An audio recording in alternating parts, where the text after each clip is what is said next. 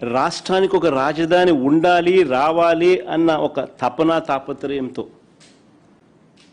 ప్రత్యామ్నాయంగా మచిలీపట్నం నుంచి విజయవాడ 70 కిలోమీటర్లు, విజయవాడ నుంచి గుంటూరు మరో 40 కిలోమీటర్లు, ఈ 110 కిలోమీటర్ల హైవేకు అటు ఇటుగా రాజధాని కారిడార్గా పెట్టమని మావిగన్ అని చెప్పి మేము ప్రతిపాదించినాం. మావిగన్ ప్రాంతంలో ఇప్పటికే మేము మా హయాంలో నాంది పలికిన పోర్టు శరవేగంగా మా హయాంలో పనులు కూడా జరిగాయి.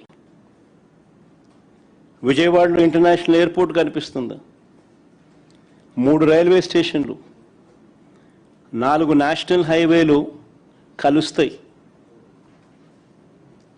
9 గవర్నమెంటు ప్రైవేట్ మెడికల్ కాలేజీలు ఉన్నాయి ఈ ప్రాంతంలో, యూనివర్సిటీలు ఉన్నాయి, మరెన్నెన్నో విద్యా సంస్థలు ఉన్నాయి. దాదాపుగా 35-40 లక్షల జనాభా ఇక్కడే ఉన్నారు.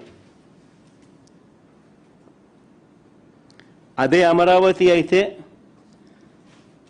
అంత జీరో నుంచి మొదలు పెట్టాల్సి ఉంటుంది అని చెప్పాం.